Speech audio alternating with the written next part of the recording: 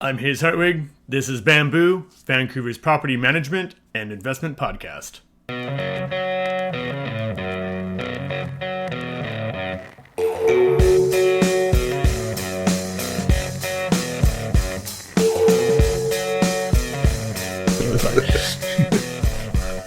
Hello, everyone, and welcome to the show.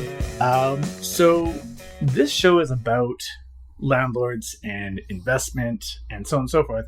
So we decided to bring one of our landlords onto the show to ask them some questions about basically how it's going and how they got there. So without further ado, welcome to the show, Liam. Hey, thanks, Hayes. Yeah, no worries. So I guess we'll just dive right on into it. What made you decide to invest in real estate? Because, I mean, there's stocks or cryptocurrency if you're crazy, or really anything like this.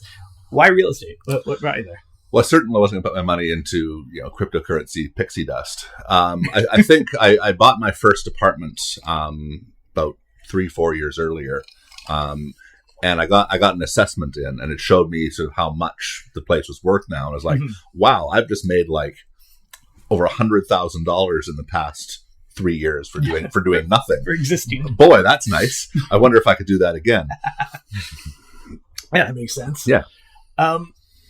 So when you were getting into the investing, what were some of your fears? Because, I mean, I'm sure that you talk with friends and family members, this sort of thing, and they all have the like horror stories and crashing. Oh my God, are you crazy? But what were some of the fears that you sort of had to manage or question it?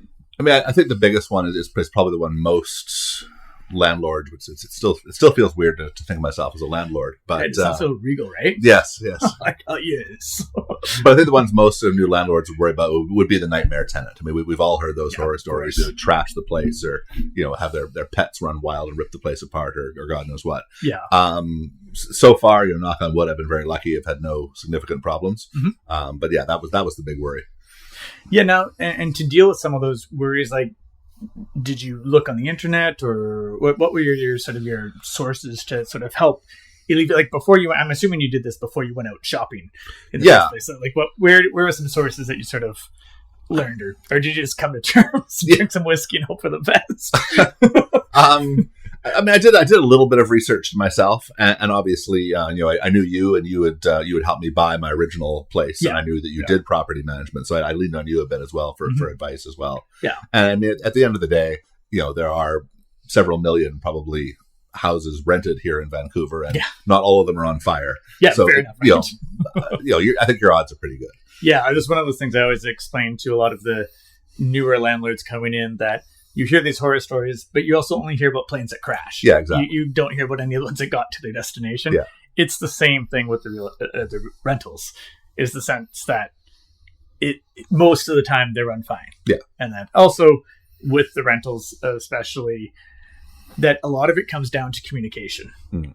And I notice I read through so many of these stories. I'm part of various landlord groups, and they suddenly go off about how, my tenant suddenly did this. And it's like, what happened the 3 months before that? Like, I'm sure that there's more to this story. Yeah. Come out of the gates firing, right? So did you ignore doing the repairs, or did you tell them to go F themselves or whatever, maybe, you know what I mean? Like, I think a lot of people treat others the way that they're treated, right? So I'm not saying, I'm sure there's like outlying cases, and of course, and from both sides, there's terrible landlords out there that let the place go to pieces, and there's psychotic tenants that rip the place apart and refuse to leave and all that sort of stuff. But I think those would be the outliers. Yeah, exactly. And I'd say most of the things are going pretty smooth for most people, as long as you communicate. Don't treat each other like an asshole, and everything will be fine. And I mean, from my end, I try to be a quote unquote good landlord. If something needs to be fixed, it gets fixed. At the end of the day, I want to make a profit off of this. This is a business venture, of course. But at the same time, my tenant needs to have a working fridge. I'm not going to hum and haw and say, oh, you can, you're going to get them a new fridge. Like, get some seafoam green one from the 1970s. We'll get them a fridge. Like, right. So I guess in light of that, since you got over your fears and you made the plunge and all that, what would be some advice that you'd have for anyone thinking about starting down this path? Like, what would step one be, would you say? Step one. I think knowing what I know now, and I didn't know this when I bought it, would do a bit of research of the different markets. Yeah. Because there's two ways you're going to make money off of this. You're going to make money off the rent, which is all good. Duh. But you're also going to make money off the appreciation and value of the place. Yeah. And looking at, where can I make the most money off of rent, which would be sort of a monthly rent minus monthly Costs, mortgage payment calculation, and then there's the how much is this going to appreciate over time. Yeah. I've made quite a bit of money off my place is in Surrey, as you know, and I've made quite a bit off of it in the appreciation department. Of course, it's been great. Yeah, because Surrey's a very quickly growing city. So it will be interesting to see though, because it has such sprawl. Mm-hmm. What's the limit on that? Because other places such as New West, even Coquitlam to some degree, it's locked up. Yeah, there's kind of hard borders on that. Yeah, right? Where Surrey can keep on going. Yeah. Right? So we'll see how that goes, especially with the city centers, and they're expanding the SkyTrain and all these sort of things. It's going to be interesting to see how this all plays out Absolutely, there. Yeah. I'm sure it'll still go up because that seemingly is what real estate does. It will. I don't know that it will go up like it has been though. I think I bought that place 7-ish years ago, something like that, and I don't know that if I was buying today, I don't know that I'd buy in Surrey. I'd have to look at it a lot more closely. Yeah, well, you could start poking around like way back east. Yeah. Well, my wife sort of brought that up, so I'm thinking about doing another property, and there's no reason for me to do this in the Lower Mainland. Like, you're not living in it. My place in Surrey, I've only set foot in it twice in the 7 years I've owned it. Yeah, I really don't need. I am not necessary to this equation. So yeah, absolutely. Yeah. Right. So there might be more interesting opportunities further afield. Yeah, absolutely. Right. So, do you have any advice to anybody as to how to get a down payment? Like, it is tricky as hell to save money in BC. Yeah, well, that's I mean, there's no easy answer to that. I did it by leveraging the property that I already had. Okay. Like I said when we started here, I realized that I'd made about $100,000 worth of appreciation in my place, and I was like, hey, that's essentially just money sort of sitting there. Yeah. Can I put that to work for me? Yeah, so essentially refinanced. Yeah. I chatted with you. I chatted with the bank. Okay, how do I do this? And I was able to remortgage. Yeah, it threw my monthly payment up by a couple $100, but I was able to pull, I forget what it was, 40, 50K out of the place. Yeah. And that was my down payment. Which is kind of crazy. I mean, that was obviously different interest rates, which we'll cover later on in our show, of course. But it's kind of like mind blowing just to think that how like you can make your mortgage rate go up, or your payment go up by $600, but you can get $100,000 out of it. Like, this is. It's kind of strange, right? Yeah, that monthly payment seems so small in comparison to what you get. Now, I mean, obviously you got to do the math on it, and that's $200, $300 extra a month over the next 25 years. I'm going to pay well more than the $40K that I got. Yes. I'm going to pay well more than $40K over that time. But that's where the appreciation comes into play. Absolutely. Right? So that makes sense. Now, so you've gone the route of using a property manager. We're planning to actually have another guest on next month who hasn't used a property manager. So sort of just kind of gauging the differences between the two.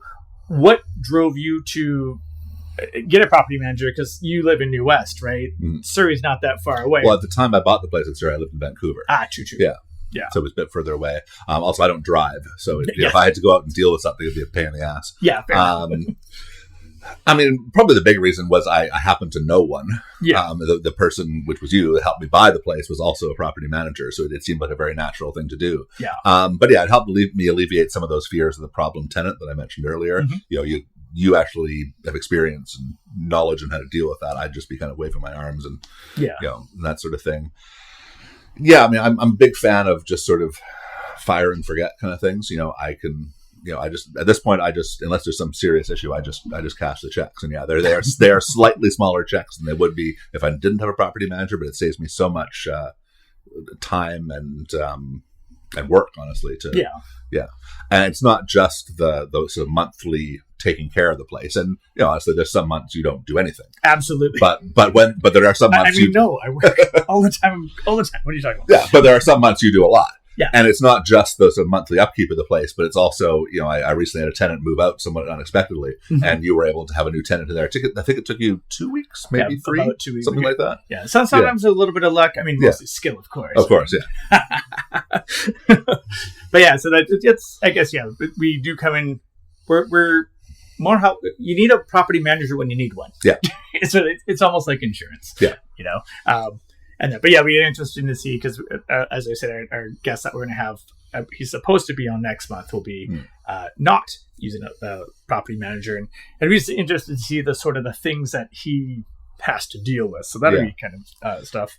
I can see if you were someone that, if you lived close to your investment property, and maybe you were a decent handyman, and you knew how to find good tenants and stuff for yourself, maybe you wouldn't, but for the average person, I think it's a no-brainer to have a property manager. I really do. Yeah, I mean, the benefits, I mean, not to obviously blow our own horn as a property manager, but we have to stay up with all the rules. Yeah, that's and, the big one too. This is the thing that it's very confusing, because the government seems to just change rules and they just sort of quietly slide them in. Example, one of the ones that they've come up with is for if an owner moves back into their home and thus evicts the tenant for their own use. Before, they used to only have to stay for 6 months. Now they have to stay for 12. Now, this was proposed before by David Eby. However, they never announced that they actually did change it, which they have now. They just quietly wrote it down somewhere, and that was that. Yeah, exactly. So for DIY landlords that are listening, by the way, if you're moving back into your place, you have to stay in it for 12 months. If you don't stay in it for 12 months, then you could be liable for up to 12 months worth of rent. The tenant can come after you, right? Absolutely. Yeah. And it would be pretty simple to prove. Yeah. They're not there. Right? Pretty easy one. And I get it, like, why moving in and that. I don't think it affects anybody who's just moving in, because, most people want to stay somewhere for at least a year. Yeah. That makes sense. But that being said, of course, anybody who doesn't know that, they're going to get hammered. Yeah, absolutely. Yeah. It's like, that's kind of, and of course, I don't believe that the laws that be would say, like, oh, you didn't know, so we'll let you off on that. Yeah, no, that doesn't work that way. It's not going to be like that. So that's just what I mean. Like, with the landlords need to always be on top of the rules that are quietly changing. So I guess as a hint for a DIY landlord is log on to the residential tenancy branch every once in a while and just take a look, just because, or even, I guess, Google like rule changes for that year or whatever, just to try to get an idea. Do it once in a while, not every day, but that's what I'm saying, is that there's proposed laws and rule changes and stuff like that put out, and they just quietly. Yeah, it's not some alert that goes out to all the landlords. It's just, or like major media coverage or anything like this, right? So like you could inadvertently end up costing yourself a lot of money from just not knowing. I'm not here to sit here and give you free advertising, but this is exactly the kind of reason that I have a property manager, is for exactly stuff like this. Like, I'm busy with other stuff. I don't have time to keep up on all this stuff. Yeah. You have a job. Yeah. So I guess we were talking about, you were saying about doing the research. We sort of touched in on that. What was it that you were looking for in investment? And I guess now you're looking more abroad. So what are some of the things that you're taking into account when you're trying to decide, even provincially or from city to city? Like, what, say like we're going randomly to New Brunswick or something. What are your defining things that you're looking for between Moncton and Fredericton? I think I want to look at sort of.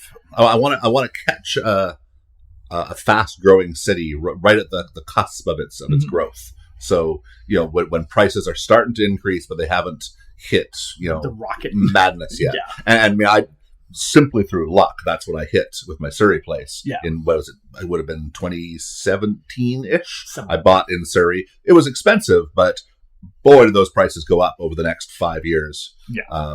And again, that was pure luck. I had no idea what I was doing back then. It just happened to work out. Plan on COVID? No, okay, no idea. So now that I've seen that happen, and then that was.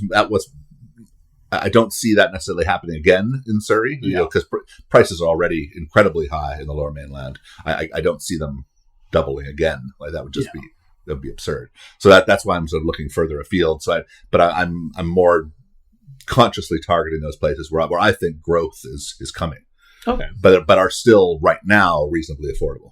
Yes. And so like, are you taking into account with growth? Are you taking into account the type of growth or what's there? Like example, or would you be looking at somewhere where there's massive amount of coal mining, or are you looking in places that there's more education? Or I don't think I've gone into that much detail. I mean, honestly, I started by just Googling 10 fastest growing cities in Canada and I used that as my starting point and kind of worked from there. Okay. So these are just certain things, like that's some of the stuff that we take into account is looking around the city. And actually, like I recommend putting some boots on the ground, going there. I mean, obviously you're talking about traveling quite some distance. Mm-hmm. Still might be a good idea to take a little vacation, but it's a good idea, I find, if you're looking at where to invest, to look around who's there. New West, for instance, is one example that I use quite commonly just because there's Douglas College there. That is a heap of people coming in and out all the time. There's always new students. There's some leaving, there's some coming. Same with SFU. SFU can be a little bit trickier, though, just because it is so remote. Yeah. So that essentially if you lose your tenant in the middle of summer, it's going to be a tough slog. Yeah. Right? Well, I think we talked about that when I bought the Surrey place, because that's close to, is it SFU out there? One of them's out there. Yeah, SFU's out there. So and my place is, I think, 3 or 4 blocks, I think, from whatever SFU campus they have out there. Yeah, and now UBC is coming up. Yeah, so that was that was definitely a selling point for that place.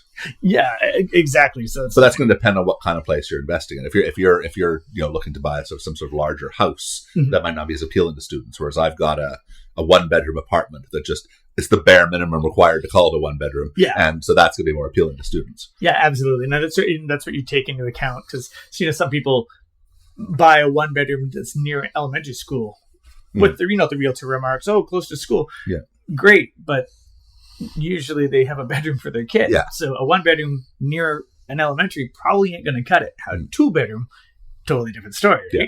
Now you've got a good range of people that you can use for this, right? So yeah, it's one of those things that you really should take into account, is thinking about that next step, like not just getting the place, but who's my target market? Why am I buying this? Who's probably going to be showing up? Yeah. Also, you can use that for your marketing. For instance, if you're down in some more trendy type of place, you'd want to update your place to match that sort of trendiness, not just have some thrashed ass pink palace type of thing, right? Like, although pink I think is coming back into style, so who knows? We know brasses, which is I'm not the one to ask. Gross. I don't like brass, but I think too, it also depends on, as a landlord, what kind of tenants are you looking for? Are you trying to get people in and out of there every couple of years and kind of shifting things around, or are you trying to get some long-term tenant? Yeah, you're probably going to make a little less money off the long-term tenant, but your life is going to be I think your life is going to be so much easier just having someone that stays in your place for 10 years and just consistently pays rent on time. That's what I prefer. Oh, absolutely. And that's one of those things that some people, yes, the rents go up in between tenants, but you're vacant. Yeah. So now you have an extra mortgage payment. Yeah. Right. So I would suggest that your logic is more apt for the longer, slower game. Yeah. Is to essentially try for a long-term tenant, and that be it. That being said, of course, if you have tenants that are moving in and out, it's easier to sell a place that's vacant. So maybe make those decisions when they move. Like, okay, is it time to cash out again? Or do I want another tenant for arbitrarily 5 years? Makes sense. Right? So those are some of the things that an investor should take into account when they're getting into this game. And that there's no hard and fast way. I mean, you can obviously sell a tenanted home, but it's a little bit more difficult to do with that sort of thing.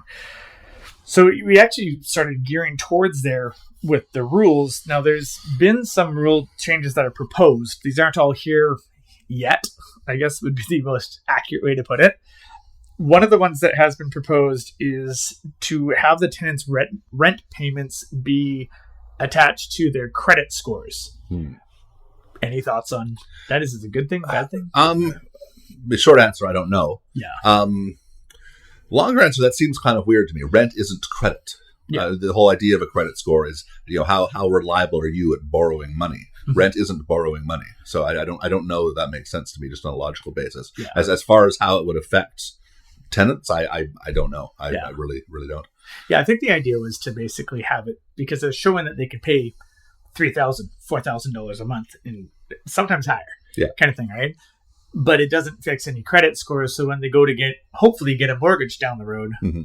they've been paying this amount of money, but it hasn't benefit them. They may end up having to go with a B lender and not pay a higher interest, right? But maybe they had some problems making rent a couple of years ago. Maybe even through no fault of their own, and now that's hooked onto their record now for potentially a long time. Exactly. Yeah. That's one of the things that the tenant union actually brought up. And they said the same thing that you did. So it's sort of a double-edged sword, right? Yeah. Like I can see the positive. Maybe I'm looking at it with the rose-colored glasses or whatever. But there definitely is the other side that what if something happened and all of a sudden you can't make rent, you're getting beat up on your credit score and oh no, right? Yeah. So if you're having trouble making rent, you probably already got enough problems to deal with. Yeah.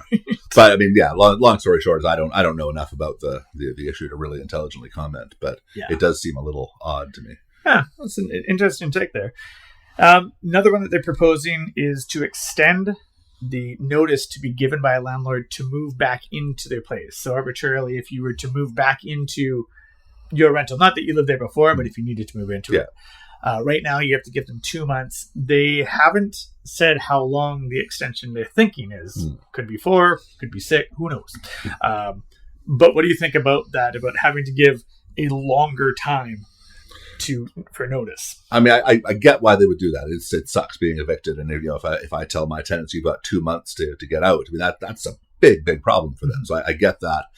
I would be a little bit worried about the landlords because if I were going to move into my rental property, that means that something has gone pretty catastrophically wrong in my personal finances. Yeah. I don't know if I can wait 6 months. Things are already probably pretty rough for me if I am considering doing that. Yeah. So I don't want to put too many constraints on the landlord. Yeah. I mean, that's actually the angle. I fully agree with you on that. I saw that they're thinking about extending that and I was like, if a landlord's trying to move back into their own rental, probably something's gone wrong. And I know if I ever find myself moving into my Surrey place, a series of major problems have happened in my personal finances. Yeah, which is like it's a tough break. So it seems like it almost puts a little bit more onus onto a landlord, which is a little bit tricky. But we'll see when that comes out. I'm sure they'll quietly just put it out. Hopefully, the other rule that you mentioned earlier, where a landlord has to stay there for 12 months, that will, because I imagine this is probably being put in place to keep landlords from abusing the system and saying, I want to move back in, throw them out, sit around for 6 months and then jack up the rent. I'm sure there's people doing that. Absolutely. And then just happen to be on vacation for 5.5 of those 6 months, of course. Right. So I hopefully that other rule you're talking about, they're saying that to 12 months will reduce the number of landlords abusing that system. And maybe make it less necessary to increase that lead time. I don't know. Yeah. I mean, they seem to all be kind of part and parcel with each other. Mm-hmm. So, it's kind of an interesting way to go about it. They're also talking about tracking rental prices for transparency, basically to show what it previously was rented for. And they proposed this to help in negotiations is what was presented for that. What are your thoughts on that?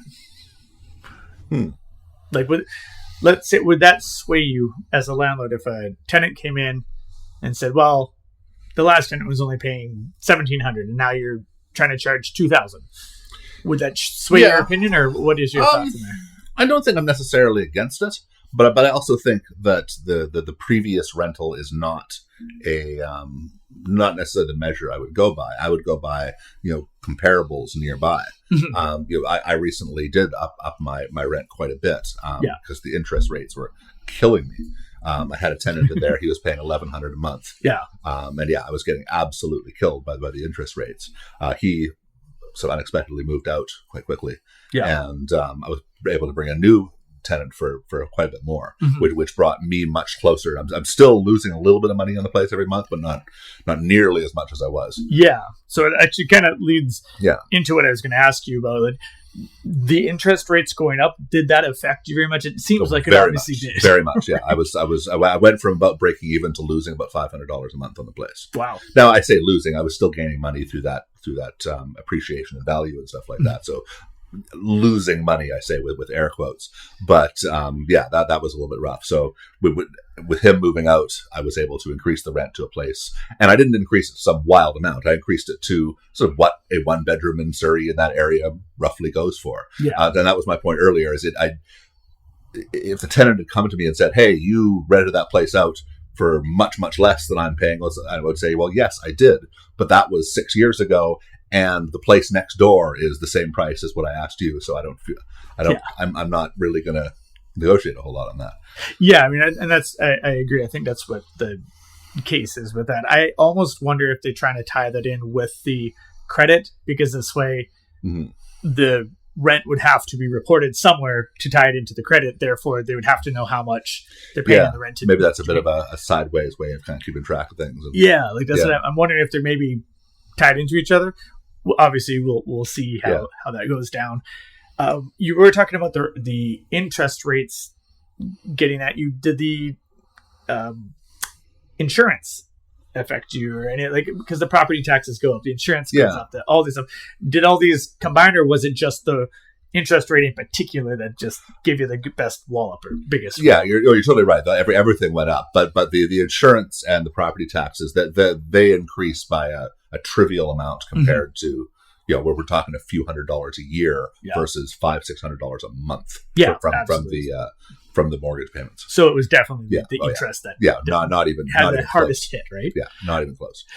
So now some of the people that have been pushing for tenant advocacy and this sort of thing have spoken about the ideas of having a rent control, like they do, say, in New York or other places like this.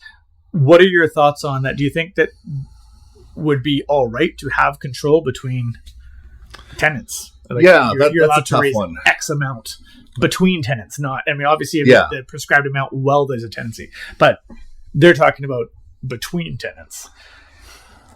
It's a tough one. I mean, I absolutely understand why they'd want to do that. Seeing how the rent prices have increased in Vancouver just in these past 5 years, I completely understand the need to do that. That being said, I tend to be a little bit of a frothing in the mouth, free market enthusiast, and I think that rents tend to stabilize. They all kind of stabilize around a certain area, as it relates to interest rates and that kind of thing. Okay. So if the city of Surrey had capped my rent at a certain amount, well, okay, that's great for the tenant, but are they also going to cap the Bank of Canada from increasing my interest rates to match? Like, fair enough. You can't have one without the other. Yeah. It's so, if you're going to cap one, if you're going to cap the increase in rent, you've also got to cap the increase in interest rates and payments. Now, if there was a cap on the rent there, would that influence the types of upgrades and repairs that you do, or would you think that you would lean off on that because there's no point to upgrading something because you're not going to make any money for it? Certainly for upgrades, it might affect. For repairs, no. Like I said earlier, I want to be a good landlord. If something's broken, I'm going to fix it. That's part of the deal, I think, as a landlord. Absolutely. But upgrades, I think absolutely that would affect my. Yeah. So it's sort of like what you're saying. It would govern what you buy. Like, if you used earlier that the fridge is broken. Yeah. Would you probably then just get a used fridge if there was a rental cap, or would you still get a new one? I'd probably get a used one, honestly. Yeah. Okay. Because I've got to be much more, like I said earlier, this is a business venture for me, and it has to make sense in a business sense. It has to make a profit at the end of the day. That's what it's there for. Yeah. And if it's not, then what am I doing? Yeah, I guess you're selling. Yeah. That's what you're doing. Cool, man. Well, thank you very much for stopping by the show. I really appreciate you taking the time to give us sort of a landlord's perspective as opposed to a property manager's perspective kind of thing, right? It's on the other side of the coin, right? And I look forward, and I'll check out the episode you said it's coming up with the DIY landlord. I'd love to see what their experiences are. And yeah, absolutely. As opposed to mine. Yeah, I'll definitely send that on over to you. And if you've been listening this long in the show, thank you very much for tuning in. We really appreciate that. Please be sure to like and subscribe and follow us. This has been Bamboo, Vancouver's property management and investment podcast.